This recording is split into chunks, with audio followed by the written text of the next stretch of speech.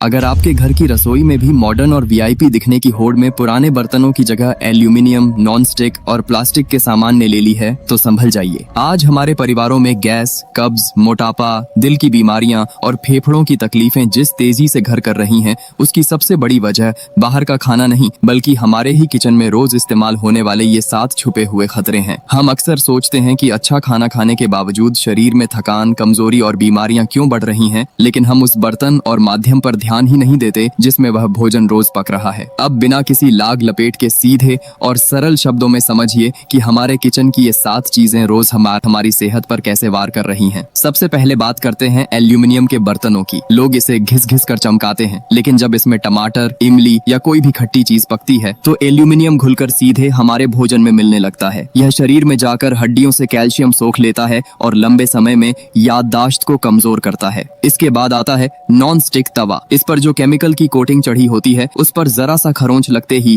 वह तेज आंच पर जहरीली गैसें और टॉक्सिन सीधे खाने में छोड़ने लगती है, जो शरीर के सेल्स को अंदर से नुकसान पहुंचाती हैं। तीसरा बड़ा नुकसान है अत्यधिक सफेद चीनी और बाजार के रिफाइंड तेल का। सफेद चीनी शरीर में जाकर सीधे मेटाबॉलिज्म को सुस्त करती है, वहीं रिफाइंड तेल को बहुत तेज तापमान और केमिकल्स से साफ किया जाता है, जिसकी वजह से उसकी चिकनाई नसों में जमकर दिल पर भारी दबाव डालती है। पांचवी सबसे आम गलती है प्लास्टिक की बोतलों या डिब्बों में गर्म पानी, दाल या चाय रखना। गर्मी मिलते ही प्लास्टिक के बारीक कण, माइक्रोप्लास्टिक्स खाने पीने की चीजों में घुलकर शरीर के अंदरूनी हार्मोन्स का संतुलन पूरी तरह बिगाड़ देते हैं। छठा खतरा है मैदा। गेहूं से सारा छोकर और पोषण निकाल देने के बाद सिर्फ मैदा बचता है, जिसमें कोई रेशा यानी फाइबर नहीं होता। यह आंतों की अंदरूनी दीवार पर चिपक जाता है और पूरे पाचन तंत्र को जाम कर देता है। और 7वीं चीज है बंद कमरे में रात भर चलने वाली मच्छर भगाने वाली लिक्विड मशीन। इसका धुआं और कीटनाशक रसायन बंद कमरे में सांस के साथ सीधे फेफड़ों में उतरता है, जिससे सुबह उठते ही सिर भारी होना